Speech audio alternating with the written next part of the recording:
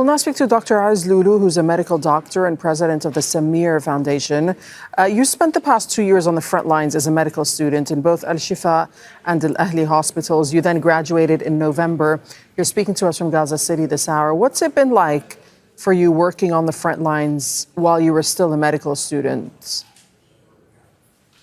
Thank you so much for having me today. As I was a medical student, I made a decision early in this genocide. A decision shaped the way my father raised me to give back to my people, no matter the cost. So I went to al-Shifa hospital to volunteer, knowing that the scale of the catastrophe was far beyond what the medical teams could handle. I left my own family behind because Gaza needed every pair of hands it could get. But nothing in medical school prepared me for these scenarios. What I faced there, I was not even a graduate yet, and suddenly I was dealing with crash injuries, traumatic amputations, fourth-degree burns, things we never studied and never imagined we would see. We were treating our own people, children, mothers, classmates, and the number of injured and the number of martyrs weighed heavily on us.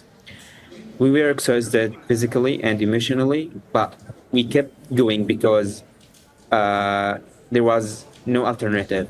Even without having taken the official oath yet, we were already living it through the al-Shifa hospital. Important to note that when you worked at al-Shifa hospital, it was also at the time when it came under a siege by the Israeli army. I mean, that's a responsibility that a young medical student would probably hope to never face, yet you did it. What would you say was the hardest part of that all, or your biggest challenge? Actually, inside the al-Shifa hospital, the situation collapsed.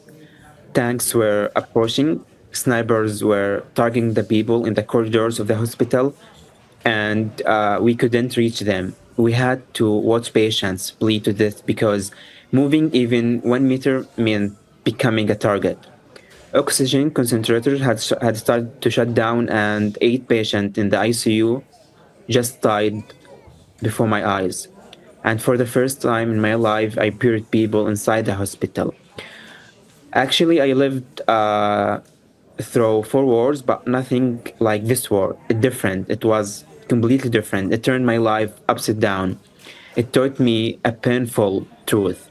The skills we learn in the medical schools only work if we allow to reach our patients. During that week, medicine stopped, not because we didn't know what we do, but because this genocide. And on top of all that, during the siege, I learned that 20 members of my family killed in one airstrike, including my father and my brother, were killed. I was treating patients while my mother was injured somewhere in the same hospital. No medical student should ever live this. I'm sorry to hear about the family members that were killed by Israel, Dr. Ezz.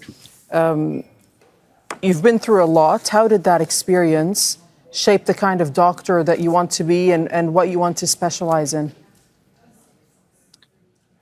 This experience shaped me deeply. I want to become a doctor who can rebuild healthcare in war-affected communities. I learned resilience, leadership, and the value of every medical worker.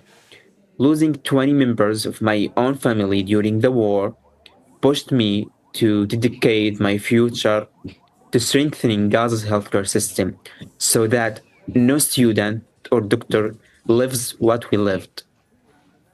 How will you do that? What role do you think you have to play now going forward in rebuilding Gaza's healthcare system, which has been effectively destroyed by the genocide? Actually, young doctors are going to be the foundation of Gaza's healthcare system.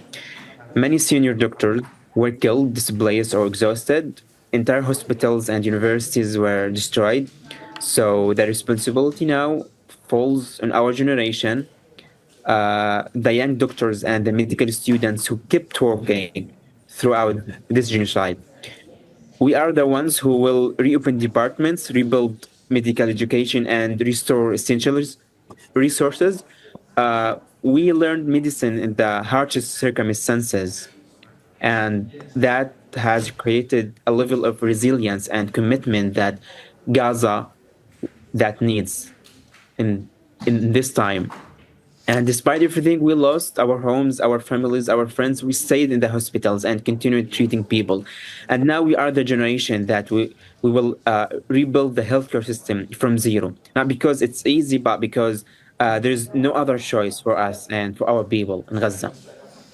Dr. Ezz Lulu, you're a medical doctor. You're also the president of the Samir Foundation, speaking to us from Gaza City this hour. Thank you so much.